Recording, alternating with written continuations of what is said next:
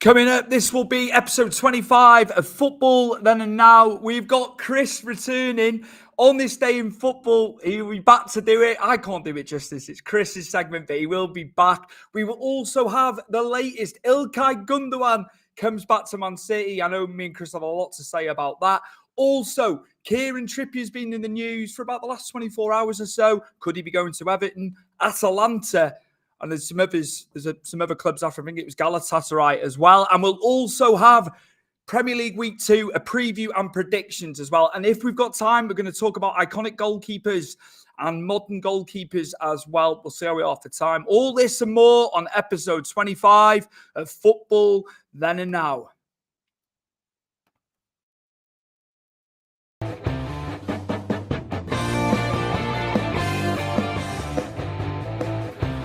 Football Then and Now, a fun look at football nostalgia and the modern game intertwined. Join us.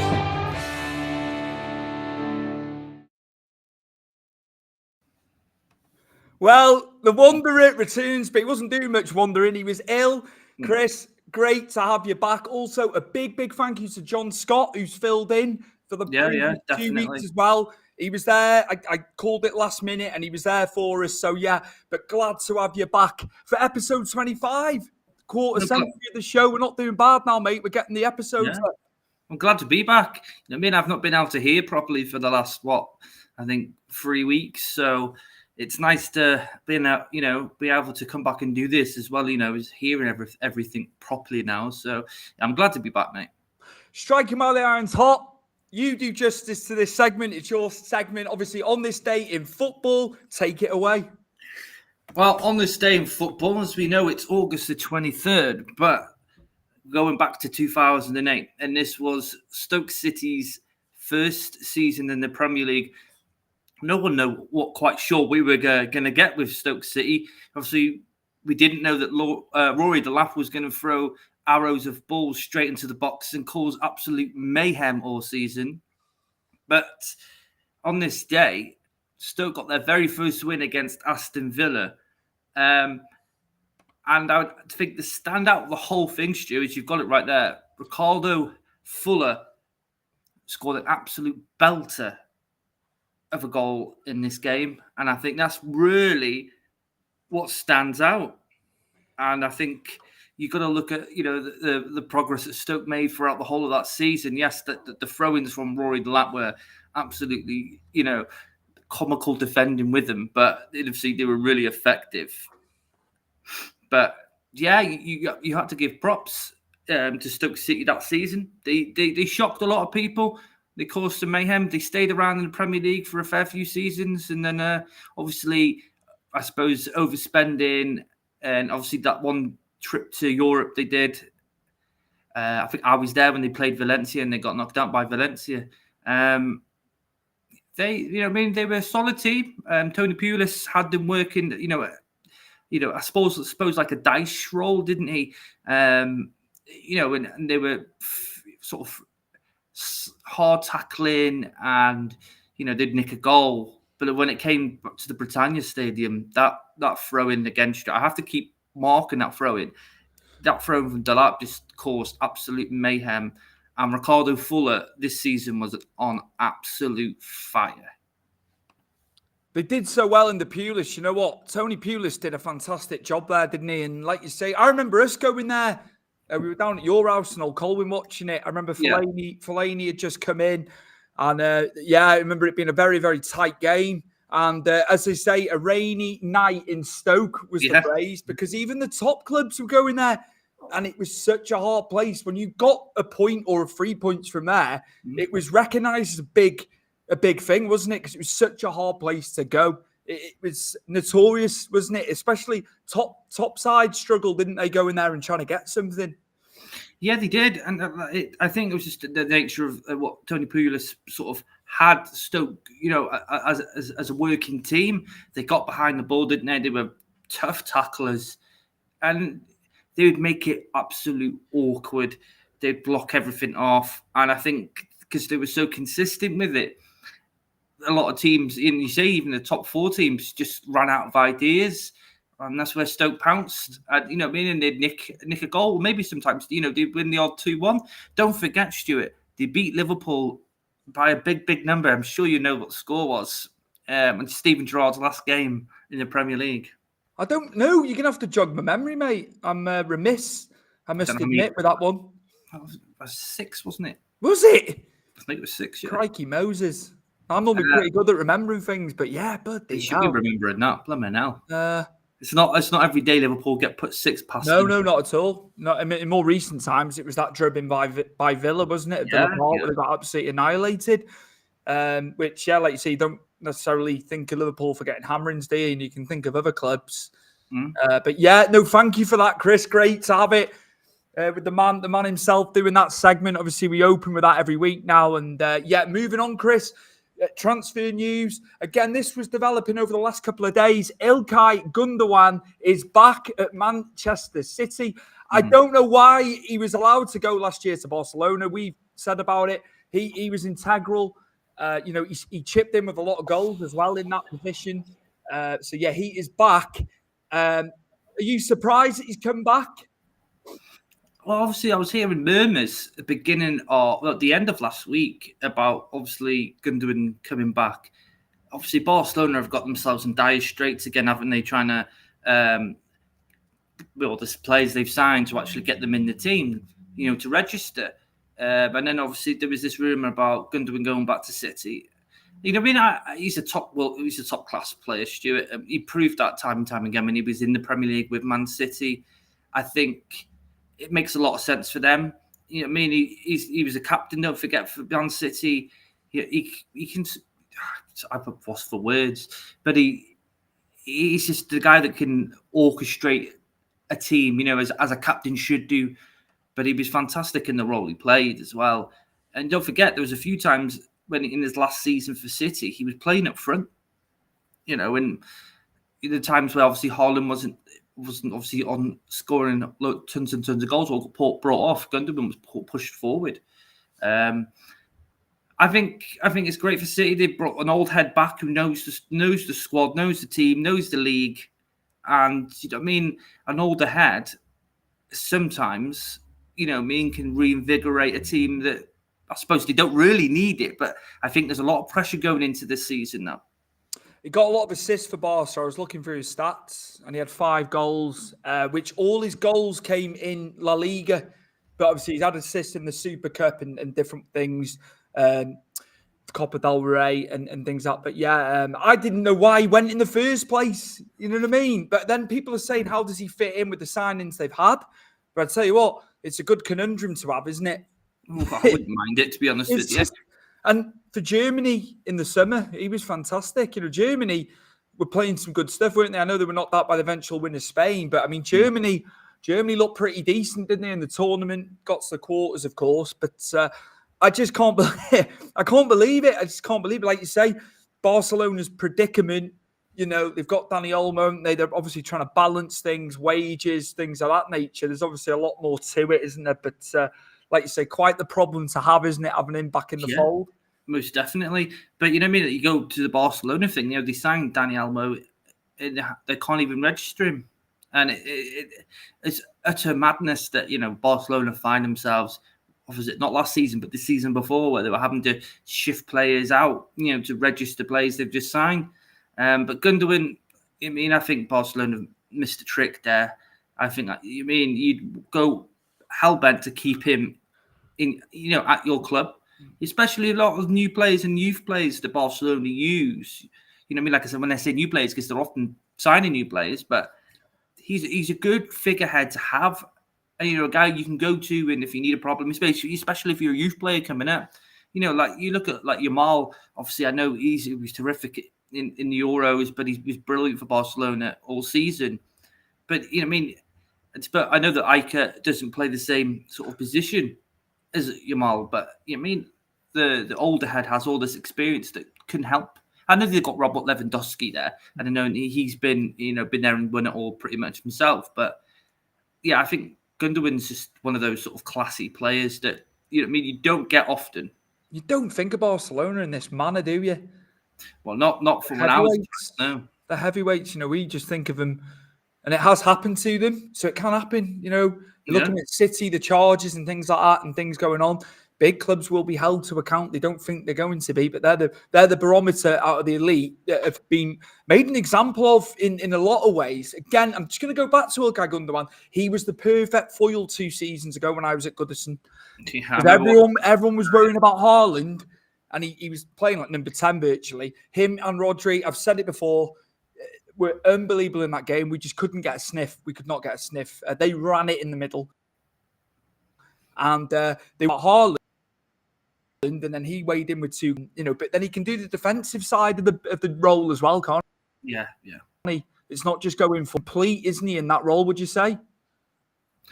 Most definitely, Stuart. But he, like you say, he can go and play in a sitting midfield role with Rodri. But also he can go in that advanced role, and he does chip in, as you say, for assists and goals. I think it's through sheer experience what Gundogan's had. He was phenomenal for Dortmund when he was there before he obviously came to City, and I think Pep's just elevated him in even higher. But it's nice to see him back. I think it was a shame to see. It's always a shame to see really talented elite players leave the Premier League. So it's nice to have them back. Yeah, okay, I don't want them playing against my team, but it's, in hindsight, it's nice to see him back. And as you say, I don't know where he'll fit. I'd also got a question: where does this go for Calvin Phillips now? If he doesn't sign for Ipswich, say at the end of next season, if Ipswich don't stay up. There's a lot of tangibles going to be, going on, I suppose, at City. The big problem with Calvin Phillips is obviously injuries first and foremost, but it's also the wages that the loan club have got to pay. Yeah. He's on ridiculous money and they want the whole lot, from what I can ascertain from what I've read online and stuff like that, but we take that with a pinch of salt.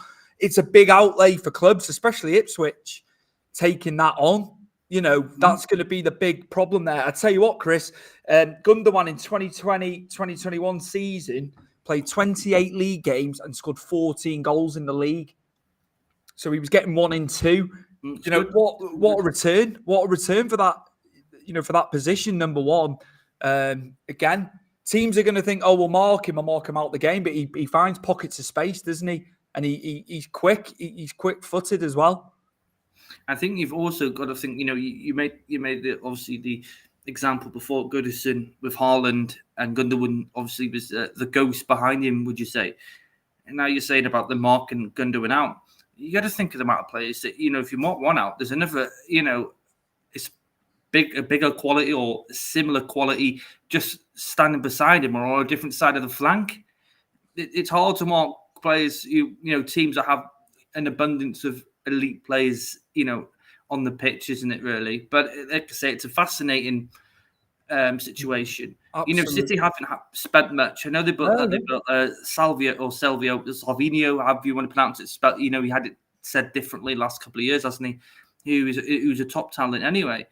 But they haven't spent bucket loads of money. There hasn't been a load of players in. And there really hasn't been that many going out. I know Julian Alvarez has went to Madrid, but I think you can't turn down the money that they were offered for him.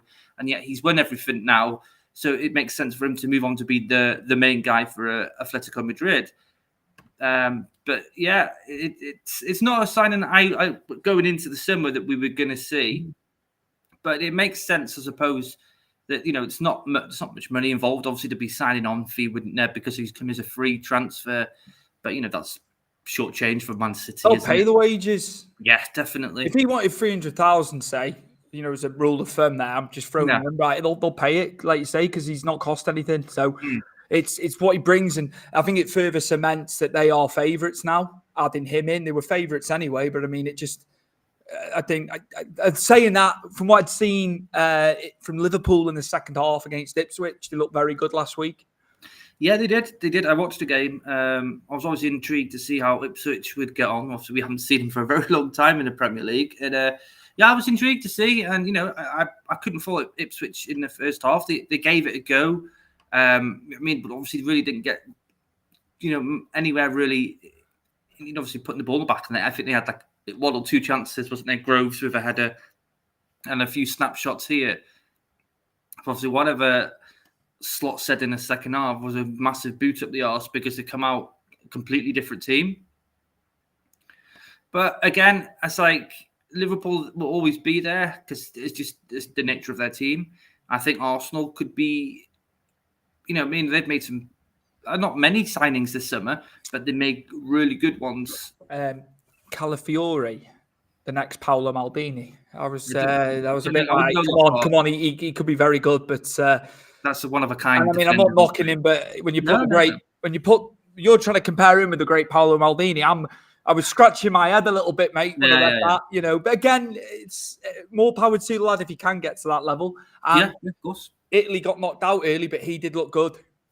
And Moreno, who they've obviously agreed in principle now with Sociedad, who's a fantastic midfielder as well, who I think will complement Odegaard. I think they've played together before as well. So, Arteta's, slowly but surely getting to team he wants. Obviously, we're still waiting for Arsenal to go and get a 20-goal season striker because obviously Eddie Nketiah could be going to Forest.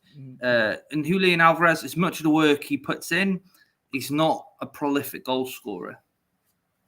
Havertz got in the goals again, though, didn't he? Last week? Yeah. You know what I mean? If anyone's not a number 9, but they're playing the number 9, it's him. He played for Germany number 9, didn't he? In the Euros as well. He can do it. He can do it, and he got a goal again. I was like, bloody hell, should have put him in my fantasy team, but coulda, woulda, shoulda, after the event, of course. But just very, very interesting. Do you think Chelsea can get top 4? They were bookies odds. They were 4th before the ball got kicked a couple of weeks ago. I don't see Chelsea anywhere near 4th, in all honesty. I don't think he knows what team he's going to be putting out. I think he's going to need a bit of time. Don't you? Listen, Chelsea is a whole different scenario. I like a lot of the players they've signed because obviously we all know that I play a lot of Football Manager, and I do spend a lot of time finding the youth wonder kids, as they would say, for the game, and there's a lot of players they've signed that I obviously used to always scout, and that's all well and good, but the sheer amount of signings and players that you've brought in, it's too much, isn't it? Surely, was it 119 years of all contracts at Chelsea? That's how long, in fact, the whole squad. There, you look at the amount of money spent. Chelsea's number 1, and their youth spent, obviously selling their youth. Sorry, is I think just over Arsenal's. They're just selling a normal, their normal sort of players in the first team. I think it's crazy that a team like this has been allowed to spend so much money, summer or January, but it's year in, year out. And I also feel sorry for certain players that go to Chelsea because, you look at Shalaba, you look at Conor Gallagher, now Raheem Sterling, have all been obviously pretty much shown the door, with only Conor Gallagher at the moment, the only one that's gone. Actually, that's like you as a youth player looking at that, you think, is there any point, sticking around? Do I go elsewhere? And surely players coming in that they sign now must also be thinking the same. I've got about 5 players in front of me to, for my position. And, again, for the goalkeepers, Stuart, how many goalkeepers do they need? 7. And I think they signed another one, so it took it to 8. I know. And obviously you're hearing Lukaku going to Napoli. Yeah, 20 million, wasn't it? It's obviously to get Osimhen in. They're trying to wangle it. João Felix leaving, and then it was Gallagher going to Atletico in it. They're trying to engineer it whereby they're exchanging almost. But I don't know about João Felix, mate. I've got to be honest with you. I wasn't wooed by him. I've seen bits, but I've not seen the full potential of him. And Atletico took quite a hit on him, haven't they? What they spent on him? I think was it 61 million or 60 million that it will rise to from Chelsea. I know it was about 40 million, before everything else comes in add-ons wise. But I looking back and I look through his stats, and it's only Benfica where he's hit double figures. Anyone else, obviously from Atletico to Chelsea to Barca, he's not hit double figures. And I think was the 120 million that Madrid forked out for him. It's a hard one. Like I said, when he was in the Premier League, 2 seasons ago, when he came in on loan in January, I wasn't wooed by him. Obviously, I watched him a few times. I watched when we played him. I know he scored past us, but I don't think he put the fear of God into many defenders. He's quite small, isn't he? Lightweight. So those sort of players in the Premier League don't really fly, do they? If I'm honest, because I mean, a lot of players and especially defenders in this league are built, are built massively, and they are the speed, athletic. I don't know. I just don't know if João Felix, if he's going to be the number 9. I don't know necessarily think that's his position. I don't generally know what João Felix's position is. I don't know if he knows what his position is. But if you're Chelsea, Osimhen obviously is going to cost a lot of money, wages as well. But he's a natural goal scorer. I don't know, obviously, if he could do it in the Premier League. That's a different story. But I would have put my eggs in that basket instead of, João Felix. I know they obviously wanted to do the thing with Conor Gallagher, not Conor McGregor, for goodness sake. And I think that's a shame because I think he was fantastic for Chelsea last season. But, I think Simeone's going to probably mould him into a better player because he did for Trippier, didn't he? I know we're going to speak about Trippier in a bit, but we are. When Trippier went to Madrid, he was fantastic for Simeone, wasn't he?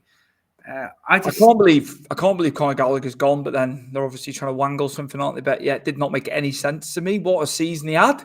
Yeah, probably only bettered by Cole Palmer across that squad over the season. Yeah. It was fantastic, but like you say, going to Spain, Simeone played in that position as well. Yes, he did. Yeah.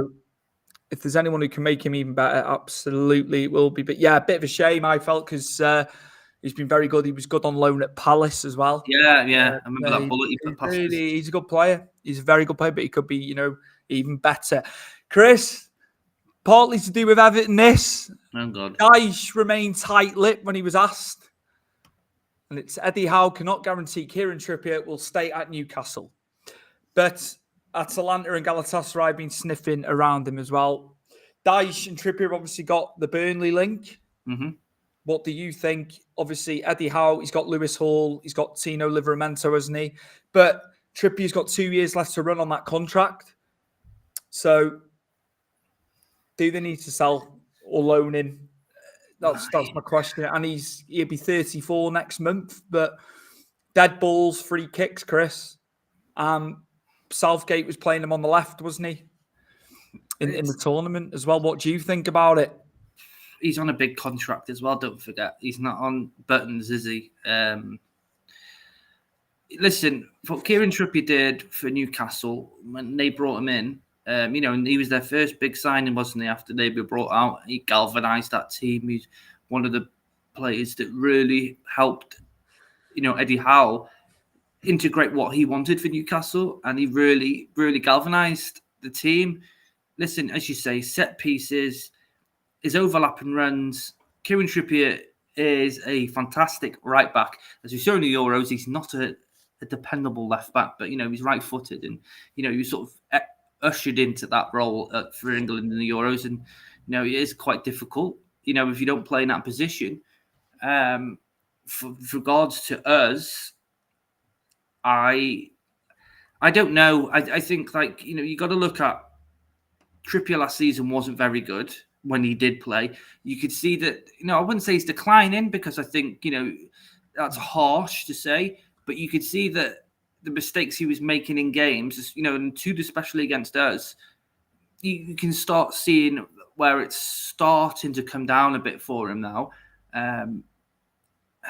It's hard because I think we do need a right back. I don't necessarily think looking at someone older should be a thing for us. We've got 2 oldest men in the team, and one's been sent off who's almost 40 years old. The club captain is injured quite a fair bit now. It's fair to say, isn't it? Considering his age, I think we need to look at someone that's is young enough but experienced enough where you can push on with him.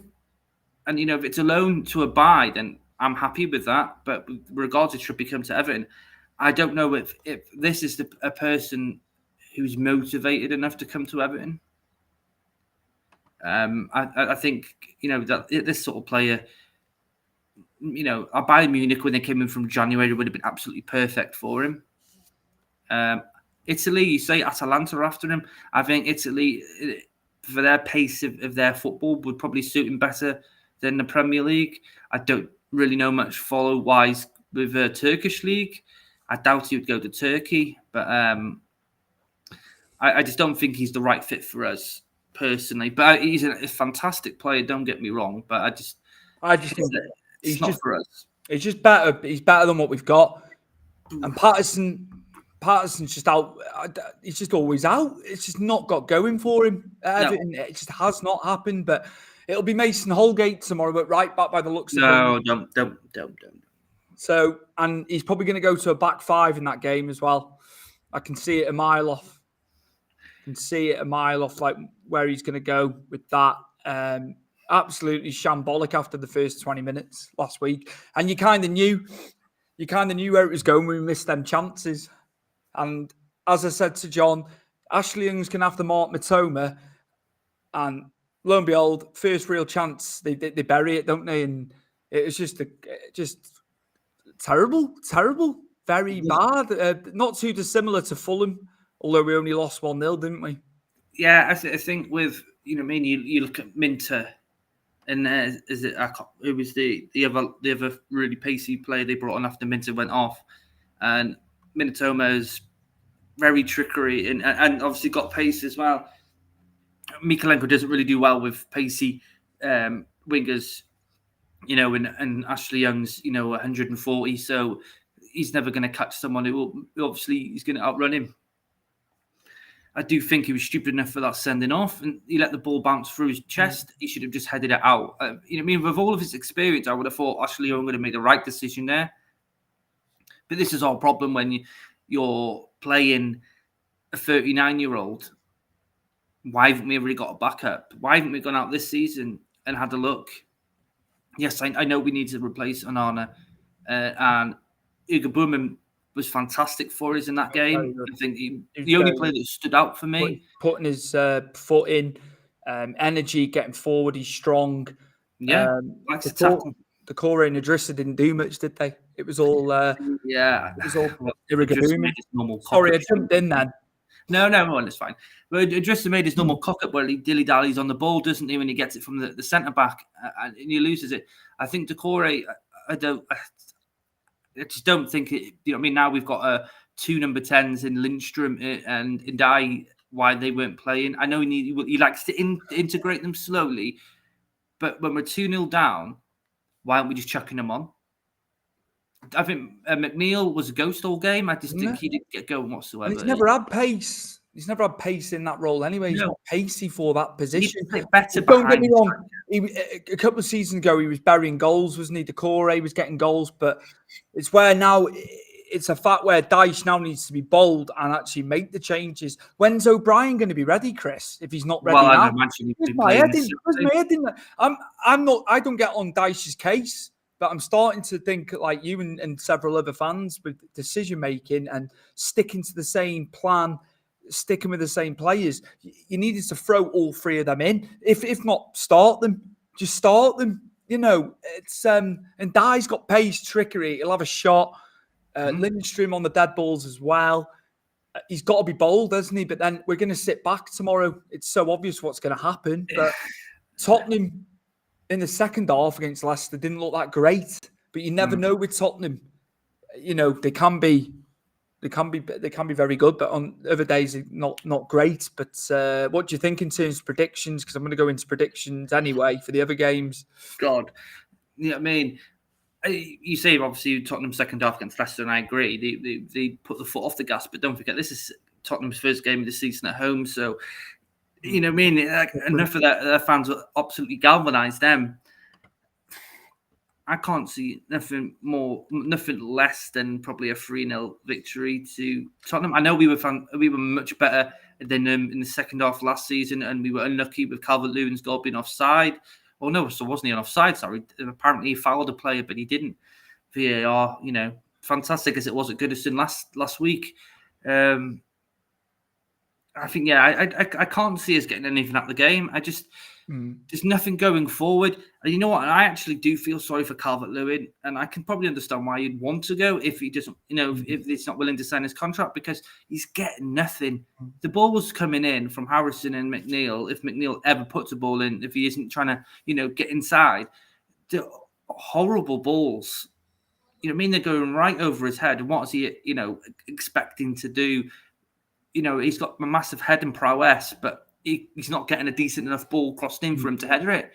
I can't see us laying a glove on Tottenham on the week or tomorrow, should I say. I think it's going to be all Tottenham, and we're just going to obviously wait for a counter-attack, and it probably will huff and puff. And I think you're looking at Tottenham will break through, I think, probably midway through the first half. And then I think we'll just go to pieces. I mean, I don't want to be like that, but if they could even get if they could either get a point, but I mean, that's going to be asking a lot, isn't it? A draw. Again, it's going to put pressure on Dyche, because then the Bournemouth game the following week, he's going to have to win the game. If we're sitting on nothing after 2, the heat's on. I think the heat's on for him. I think he's really going to have to pull his finger out. I didn't agree with people saying sack him now. I think that's a bit unjust, and everyone's going, "Oh, Moyes is free." People are going to say that, aren't they? That's obvious, right? And are we going to be here in 12 months' time with David Moyes? Because obviously the game's moved on from their styles of play. I've obviously said to you many a times over WhatsApp or Facebook Messenger that I don't think Sean Dyche's style is modern enough for the game anymore. This is why these sort of managers you really don't see in the Premier League or in top flight football anymore. This style it's too outdated.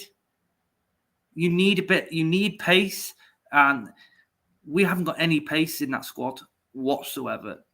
And you saw against Brighton, pace kills. It really does. We've got Ndiaye there. That's like a guy who can go at teams and have a go. Why didn't he just do it? It's like you're resting on your laurels, and it did not happen, did it? I think it wasn't bad. It wasn't bad the opening 20 minutes, but it's no, I agree. It's that age-old thing. We don't take the chances, do we? So no. I'm with you. I think I can't see anything other than a Tottenham victory tomorrow. Chris, Brighton and Man United. So that's a tasty game. Brighton, like I say, did they do too much to you wowed you? But what they did was effective. And obviously, again, like I say, I'm assuming Minter will be fit enough to play United. And then you got Minter, and you've got Mintona, you've got João Pedro. I think, isn't it Jorginho from Leeds? Jorginho Ruth, yeah. So they could have him or Welbeck. Yeah.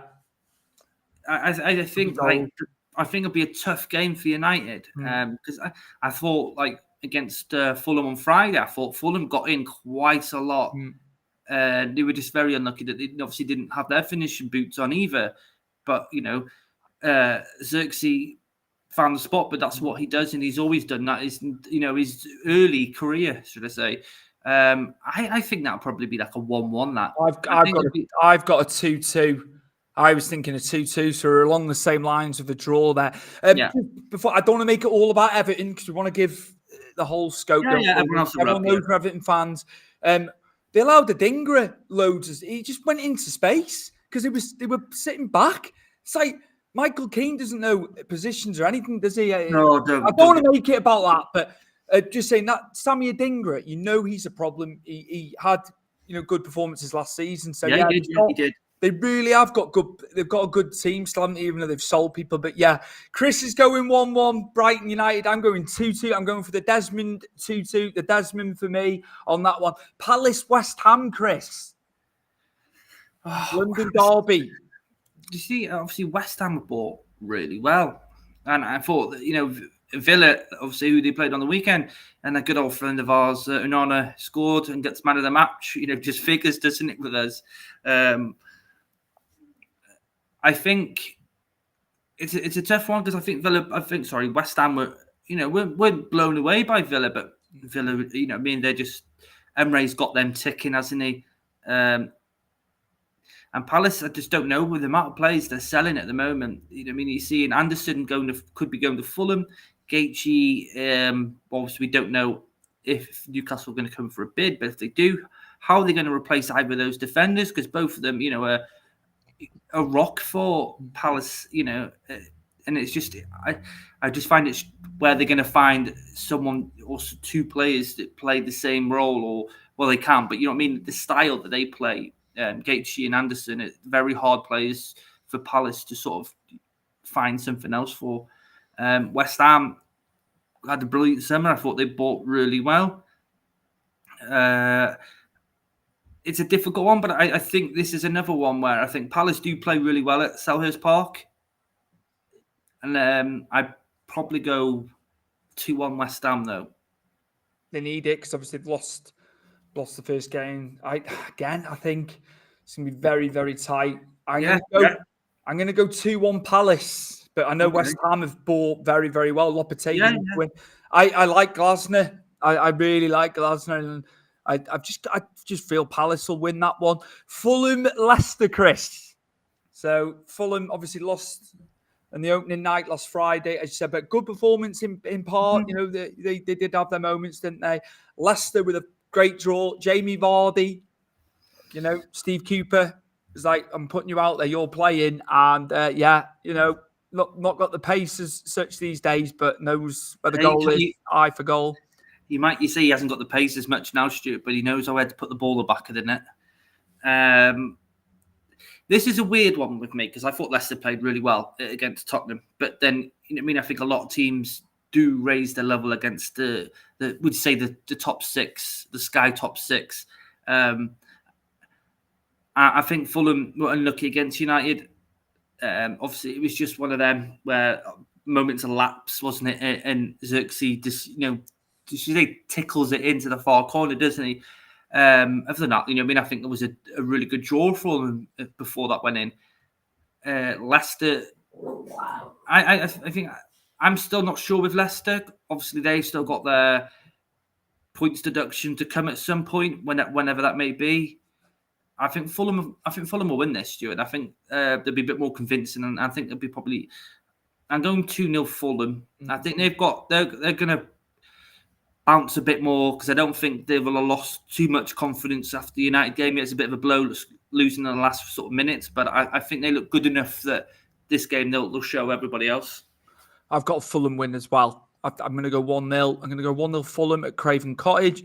Moving on, Man City versus Ipswich.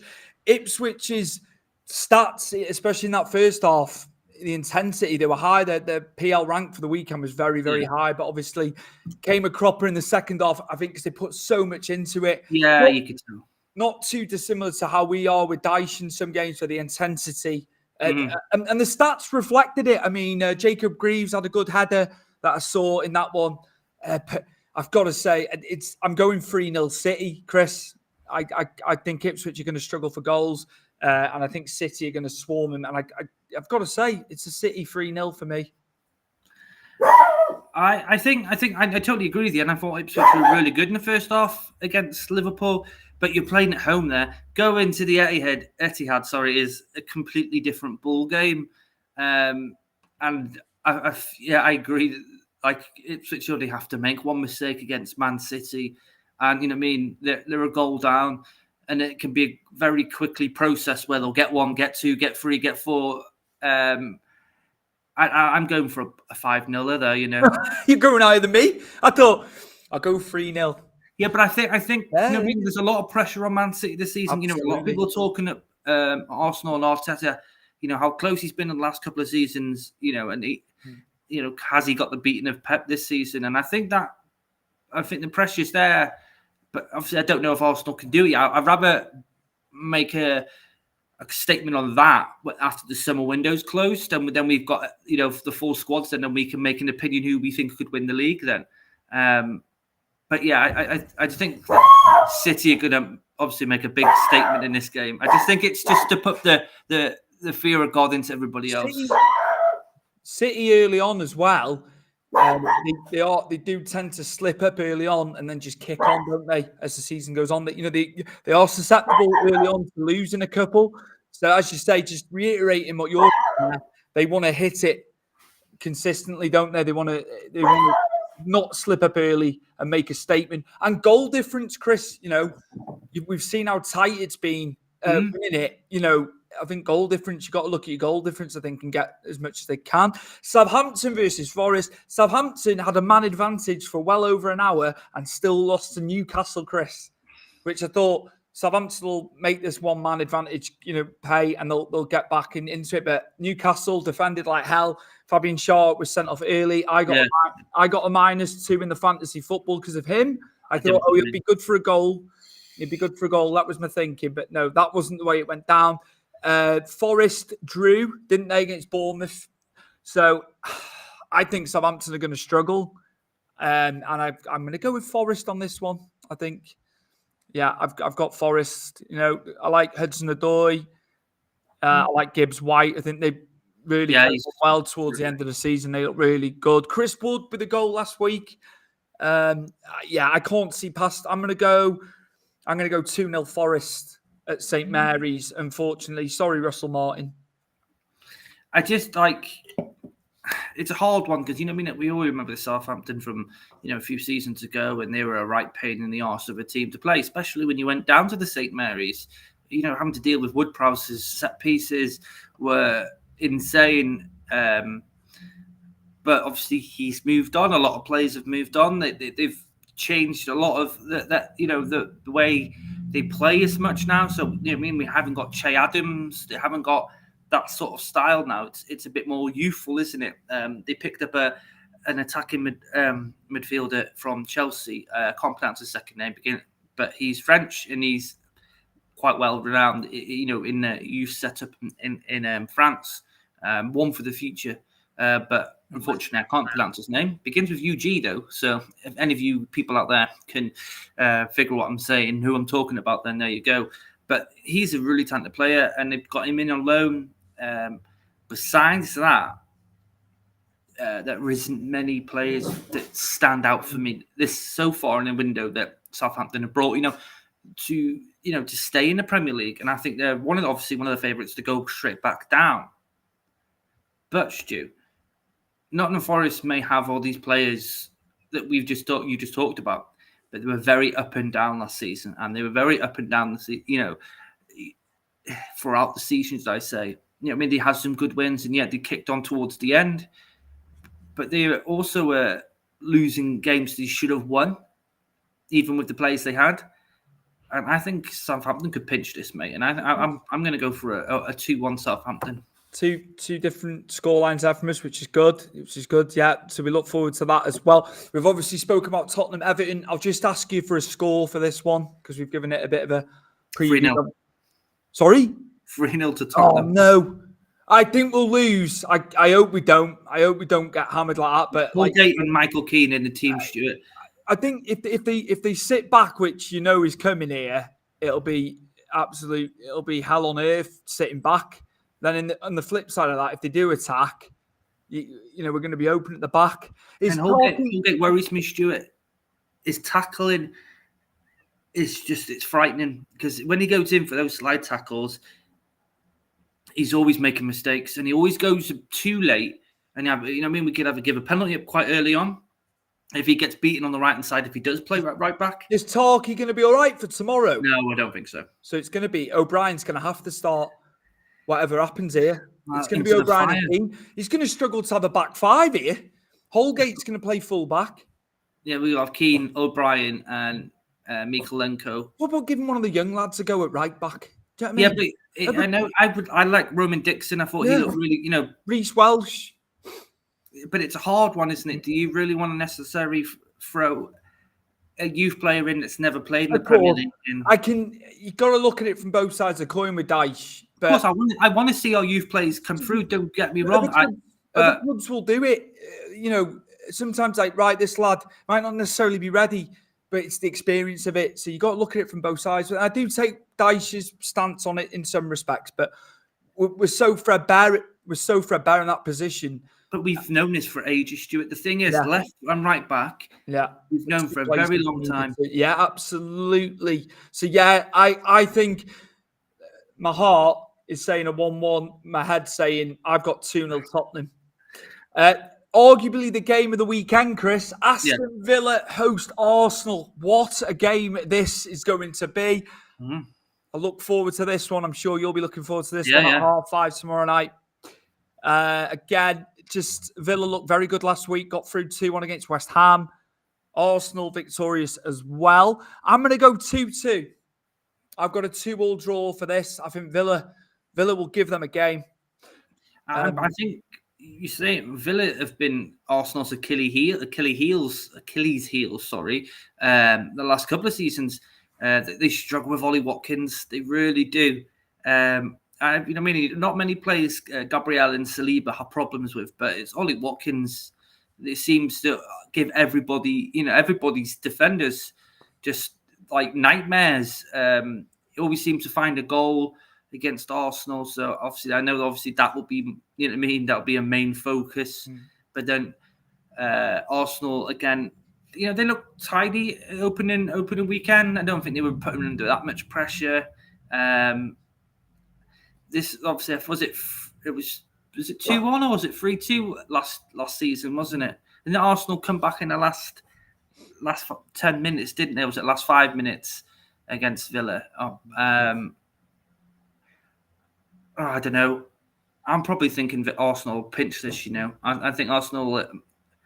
I think they obviously, if they want to challenge City, they've got to win these games as early as 2 games in. It just goes to show the importance of everything, now and how close they've been the last 2 years. It's just little. It's so marginal how tight it is getting that title. Yeah. And prior to that, it was Liverpool, wasn't it? Winning it and then obviously being very close, various times. So, yeah, you're talking small margins, aren't you, to becoming the title? Yeah. It's 2 games in. I know, but it's so important. It sets the tone, doesn't it? It does, yeah. It's so deep. The league is so deep. It's incredible. I just think Villa. You see, if they were playing Villa Stew now, when Villa are now in, say, the Champions League has started, I think this would be, you wouldn't necessarily, I think Villa is just where you're going to see, are they going to struggle with balancing Champions League, Premier League? But I think at the moment, they've got a good spot where they haven't started that and they've started off really well. And the main focus at the moment is just the Premier League. The Champions League, it's about 3 weeks away from starting, isn't it? Their performances, in the Conference League, that there was a little dip there, but Spurs couldn't capitalise and get forward, could they? Villa managed to hold on. I mean, they struggled with the Conference League latterly, and they ended up getting knocked out. But, he has strengthened. Moussa Diaby going was a weird one to me. But FFP, Reece and Stewart, I do think, and they're looking towards next summer. Douglas Luiz, was brilliant. But again, Emery has brought players in. So Chris is going for Arsenal. I'm going for a 2-2. Bournemouth, Newcastle. Newcastle got 3 points on the board last week. Bournemouth have got a point on the board. No Solanke. Again, I think with this one, I'm going to go straight in with a prediction. I'm going to go 1-1. I'm going 1-1 with this one. Yourself? The debut goal for Van Nielsen. Yeah, well, it's going to be interesting to see how he gets on, isn't it? 40 million, being fantastic at Porto. Yes, yeah. Do you think he can do it? Do you think he can be a success early on, or is it going to take him a bit of time to get adjusted? It could. Don't forget, he's still quite young. As a striker, Stu, he's not. And he's played. Most of his career was between Brazil, obviously Brazil, and obviously now being in Portugal.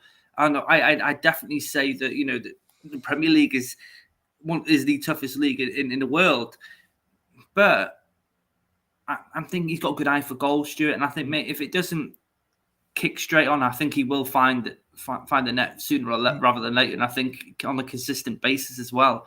But Brighton again, huff and puff, don't they? And losing Solanke, no matter if they brought a Van Nielsen in, Solanke was one of their main man all season, and he was banging them in. And he wasn't, it wasn't just about scoring for Solanke, Stuart. He assisted as well. Was involved in quite a lot of their plays going forward. Newcastle, I think, obviously going to have a better season from last season with players coming back from injury.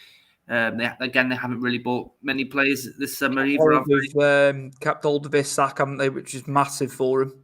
And they've got Tonali coming back as well. I think Newcastle can win this, and I think I think Newcastle could win this. I'd say 2-2. I'm going to go. I keep going with 2, don't I? But I think this will be like 2-0. I think Newcastle. Okay, yeah, we'll go with that. Also, it's good to see Bournemouth reinvesting and spending. You know, To be fair, I was going to say this actually. Sorry to put in, and you would know as well as I do is the power of the Premier League now. If Bournemouth can sign a top player, because I wouldn't say world class yet or elite for Van Nielsen, but it's like a top player would go to somewhere in Italy in one of the top 4 clubs, somewhere in Spain in the top 6 clubs. Do you think obviously money is obviously a factor here, but obviously do the English league now have hold of pretty much any player they want with any club as long as obviously the money's there? No, I think so. It's the pulling power of the league, isn't it? They want to come here, they want to play here. I think absolutely when you put it against all the other leagues. I just think Bournemouth have come out with 52 million out of that deal. Yeah. Obviously, Liverpool got 20% sell on. So, I mean, they put a big chunk of that into getting him, haven't they? You know what I mean? Yeah. They reinvested it a lot of the times. And the way clubs are doing it and panicking about FFP and what's happened to us, Forest, Leicester's impending deduction. I was only saying to John last week, and we put clips up during the week, they're being careful, aren't they? And I got shot down about Newcastle. Yeah, but they're putting money in for Gay. But I said, yeah, but they could by rights go in and spend a couple of 100 million. I said, that's just one player. I think people were misinterpreting what I was saying. Yeah, it's a lot of money for Gay, you know, and they've been rebuffed, haven't they? Palace are like, no, you'll 3 pay times, more. yeah. He had a good tournament. And I think, you know, what's helped Palace out here? I think our stance with Branthwaite, because I think Gay and Branthwaite are on the same level path where, you know, they will be on the next step. And I think they could easily be the next 2 in defence for England going forward for the future. But I think them watching us the way we've been with United, with Branthwaite, and we have said 70, 75 million, 80 million, you know, in those brackets. You know, when you're looking at Newcastle's last bid, Stuart, was it 60 with 5 million add-ons? Yeah. They threw that out the window straight away. Like we're not doing it. And no, it's good to see. Yeah, and I think that's if you value the player, it doesn't matter who else thinks, like, you know, if a club say, well, he's not worth that. But if he's worth that to our club and to us, tough shit. Pay it, look somewhere else. And I think, you know, he's a hard player, as I just said, with Anderson going to Fulham possibly. 2 solid centre-backs are hard to find as well as good as them both have been. And I just think, like, you have to replace with the same style or someone as good, just as good as, say, Gahey, going to possibly to Newcastle. But I hope they hold out the same as we for Branthwaite and say, look, 70 million and he's yours. Yeah, so that'll be another interesting game that on Sunday. That's one of the early ones at 2. Just quickly, the last 2. Wolves, Chelsea at 2 o'clock as well. Chelsea trying to balance Europe. Obviously, the first leg last night against Servette from Switzerland, they won 2-0. What I was hearing, I was listening to the radio this morning before coming into work. Not a great performance from Chelsea. A lot of the Chelsea fans weren't happy at all. Lacking an identity. But it's like, hold on a minute here. What are you going to do? Give Maresca 4 months and bin him off? They can't just keep doing this. That guy needs time, and he needs a couple of years at the very least. What would that say? The size of the squad, Stuart. I agree. They probably haven't got an identity. Look at all the amount of flipping players they have. You know, different styles, different personalities, different nations, and you know, are you getting upset if you're playing well the season before and the next season 2 more players have been brought in your position? It's got to unsettle certain players as well. And I felt sorry for the likes of Pochettino, Graham Potter, who have been in there, before him. It's not giving these. I think Potter's had enough. Not Potter, sorry, Pochettino. I think had enough by the end of the season because how much influence are these managers at Chelsea having with the players that are coming in? Are the players that are coming in their choice, their players they want? Or is Todd Bowley and whoever's director of football at Chelsea saying, right, him, you're having him? Mm. It's hard, isn't it? Gary O'Neill, what a job. And you lose Pedro Neto. And Kilman, don't forget. Yeah, I still think Gary O'Neill will still get them playing because look what he did at Bournemouth with nothing, literally nothing. That guy, I think he is one of the most underrated managers in the league. He has had the rug pulled from under him. Lopetegui left prior to that because he wasn't happy with the way it was going. They were selling. What a job by him. I think they're tenacious. I'm gonna go 2-1 Wolves. I'm going to go 2-1 Wolves. I think Wolves. It's a state of mind. It's not just having the players. It's what that manager can do. It's about belief, self-belief. Yeah. It's not just on ability. What a manager he has been. Unbelievable. And I can believe with you with Lopetegui. I mean, he's been around the game obviously a lot longer than Gary O'Neill, so he knows like, oh, you're taking the piss now. I'm off. I'll see you later. He wasn't having it, was he? No, but Gary O'Neill, I mean, he's steadily. And I think you're looking at past players that have come in, who've retired and moved into management, and the last couple, let's be honest, haven't shown enough. I know Gerrard did it, Rangers, but everyone else really, the Lampards, obviously minus Arteta, but he learned under Pep, didn't he? Gary O'Neill has stood out over everybody, and he's taking hard jobs, Stuart. He's not taking an easy job. And he's turning obviously the teams round. But yeah, I agree with Wolves. Wolves have always been one of those sort of teams where they've got flair. That, the Portuguese sort of impact they have. I don't know if that's still there, but they've always been a really good team at home, haven't they? And obviously with Chelsea's situation at the moment, and I don't think that's going to get any better.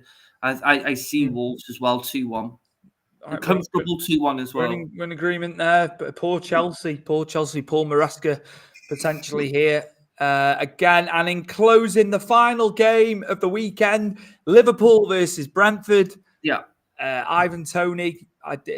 He's gonna go with his boys in Wemo and Vissa. I was singing their praises last week previewing, and they worked their magic again. Them two, fantastic.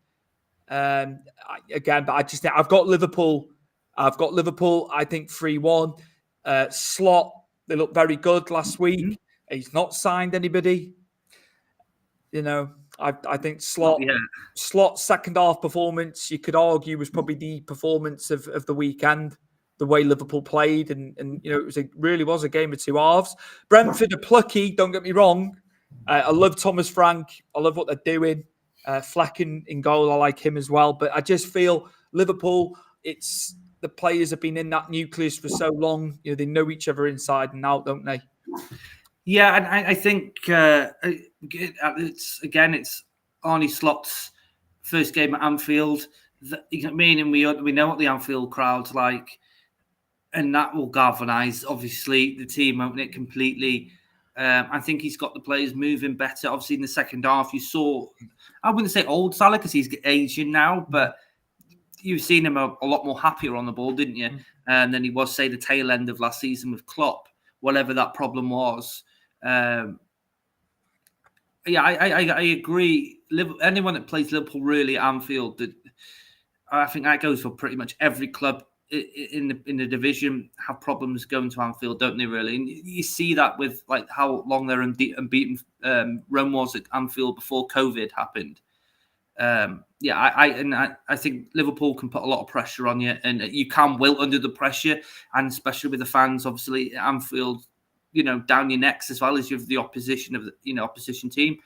I'm probably on agreement with you where it'd probably be 3-1. I do think Brentford will get a goal because again I like Vissa and Mbemlo are good players, and obviously you've got an old boy on the bench now for Brentford who they've just signed obviously from Liverpool, haven't they? In Fabio Carvalho. There you go. You know what I mean? That could be a good stage for him to show Liverpool what, why did you sell me? Sometimes that can happen. Doesn't always, but you like a bit of a fairy tale story, don't you? Where old players can come back and haunt you. It does in our case, Stuart, when you're an Everton fan, and all half of our players we still come back and haunt us. But yeah, I don't think this game for Brentford is going to lose them confidence. I think this is a game where I think you play your best and you do what you can, and if you can get a draw, fantastic. Against Liverpool at Anfield. But like I say, it's the pressure of the football that Liverpool play and Anfield itself, I think, crumble a lot of teams. And obviously, again, we know as Everton fans very hard place.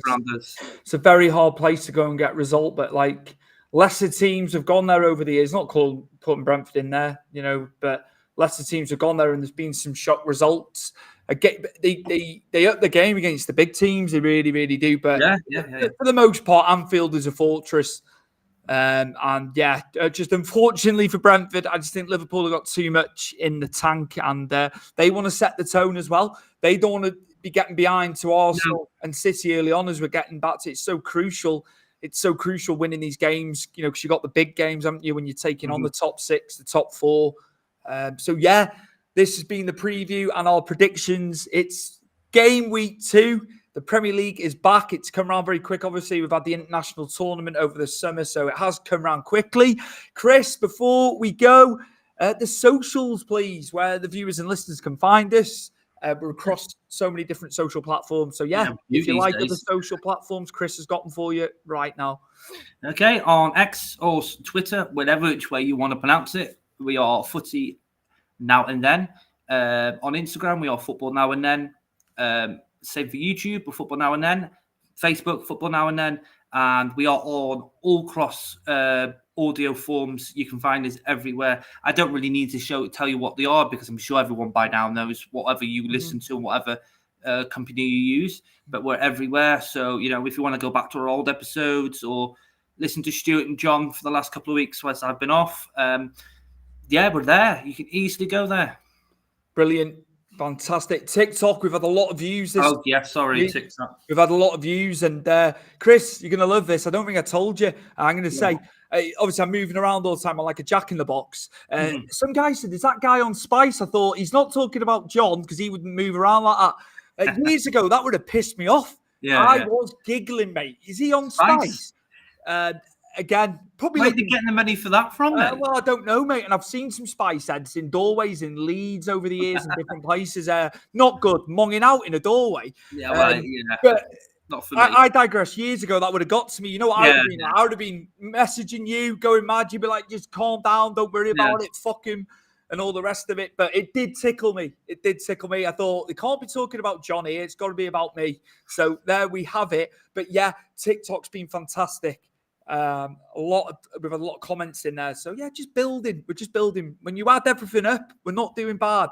And we're still young, you know what I mean? We're only 25 episodes in, you know what I mean? Little strides, little steps, I think people enjoy our content. I obviously want more interaction with people to suggest some stuff for us. If they've got something they want us to talk about, you can obviously say we're past and present. Anything they want to do, past or present. Throw one out there, throw an idea out as a club you want to talk about in the history of, or from past to present, players, goalkeepers, managers. Leagues, as we done football kits, computer games. There's so much variety we can play and talk about with footballers. I'd love to have people message us and ask us what they'd like us to talk about. Next week, I promise, this has rolled on now for weeks and weeks and weeks. That's been my fault. Goalkeepers. Chris had said about this. It's because of time. We went in depth with obviously predictions and stuff, so we are sorry. We will make time for the goalkeepers next week. I'll put some in now, just on screen, ready. Francesco Toldo, Chris, you picked several weeks ago. Yeah. Fantastic. We've got Bodo Illner, who spent a long, long time, obviously in Spain. He was around for a long time. He was at Köln, wasn't he, in Germany? Yeah. Great keeper, cap for Germany. Pre-Oliver Kahn, Andreas Kopke. Of course, Andreas Kopke, Chris. Yeah. The old, I had that goalkeeper top at the Rangers one. I had the exact same design. Another legend there, a very young Gigi Buffon, who's only retired in the last year or so. Yeah. He went on, didn't he, really, Buffon? Manuel Neuer, because obviously we want to say about the now, still going strong, Chris. What a career he's had. Just retired from international duty as well. And another one who broke in at 17 and had a fantastic career. Iker Casillas, I remember seeing him early on in the Champions League when it was on ITV, free to air. What a career. And don't want to do too much on it because, of course. I just feel bad because we've run out of time, and it's just to make the listeners and the viewers aware. We will do iconic keepers from the past and present. But this is what I mean, though. People listening to us, either audio or video, this is what I'm trying to say is if you've got any ideas, stuff like, what we do here with the keepers, anything like that, me and Stuart love football. I'm assuming everybody who listens to us loves football. I'd like any sort of ideas that you have that, that we can push on the show for you as a topic. Perfect. Well done, everybody. Thank you. I've lost my train of thought here, Chris. Again, I'd just like to say about the Sports Social Podcast Network. Obviously, for 500 plus now, isn't it? I remember you saying the other week, this banner's got 450, 500 podcasts, all sorts of sports, you name it. Europe's largest sports podcast network. Thank you for letting us be a part of that. The guys have been fantastic, as we always say. Great support. We need to put some clips into them, actually, Chris, at some point. And we'll make sure we do that. And we will see you very, very soon for episode 26, which will be next Friday, all being well. We look forward to it. Chris, great having you back. It's great to be back, mate. Honestly, I've missed it. I've been hating watching it. Not being on the show itself. So it's nice to be back, and hopefully now this is a consistent basis. A special guest on the way, hopefully in September. I'll leave it at that. We're working that one. It's going to be a very, very good guest. The guy that's been around a certain club for many, many years, a myriad of roles. But just so it doesn't drag on this now, that is something that's coming up. We look forward. We need guests. We need people within the industry of football coming on the show. It gives us a bit more depth, doesn't it? Adds layers to the show. We'll see you next week for episode 26. And we look forward to the weekend's football. Take care, everybody. See ya.